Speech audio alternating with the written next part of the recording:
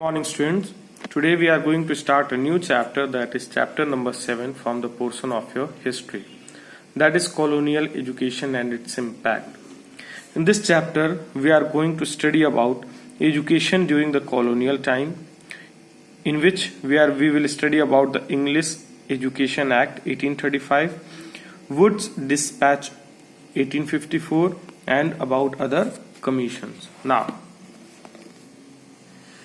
the language in which the educational institutes or the school teaches is known as the medium of instruction. But English is popular mode of instruction in India today. Why? What is the reason for that? It is not amazing that Europe came centuries ago in our country, and that thing is continued and even used today. Now, in this chapter we will study that what is the reason what is the reason for this, and what is the education system that were introduced by the British. Now, pre-colonial education in India. The system of education in India before the colonial period was traditional. It was based on the customs and practices that had prevailed for centuries. Elementary education and higher education were imparted to Hindu students by Pathsala and tolls respectively. The language of instruction was Sanskrit, and education was restricted only to only young men of higher caste. Girls usually did not have access to any education. The subjects taught included law, religion, astronomy, logic, and literature. Learning was based on the traditional text.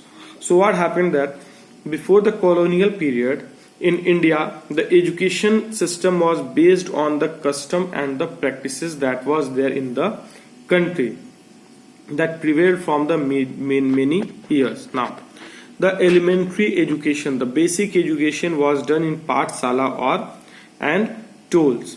Now, the language of instruction that was given to the student was Sanskrit, and it was only the education was only restricted for the young men and that of the higher castes. The women or the girls were not allowed for the education. They were not allowed to access the education. Further, the subjects that were taught during those time were law, religion, astronomy, logic, literature. Learning was based on the traditional text. Now, rote learning was preferred, and students were expected to memorize scriptures and other texts of ancient period. In the case of Muslim, maktabs were for elementary education, while madrasa imparted the higher education. The language of instruction was usually Persian or Arabic, and once again it was traditional knowledge that was made available to students. And a traditional school has no classroom, no textbook, no roll calls, not even school buildings. Even it was based on the requirement of the local people and run by them. There was no fixed fee, and the entire community supported the teacher and usually paid in kinds. Overall, it seemed that there was a system of community-based elementary education across India before the colonial period. So, rote learning means reciting the words or reciting the lines. The rote learning was preferred by the education, and it was expected that the students should memorize the scriptures and the other texts of the ancient periods.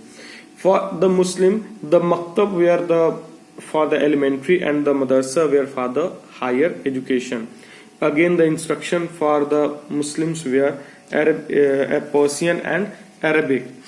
Here again, the tradition of knowledge was based on the traditional basis. There were no classroom, no books were there, and even the buildings were not there. The requirement of school was on the basis of the requirement of the people.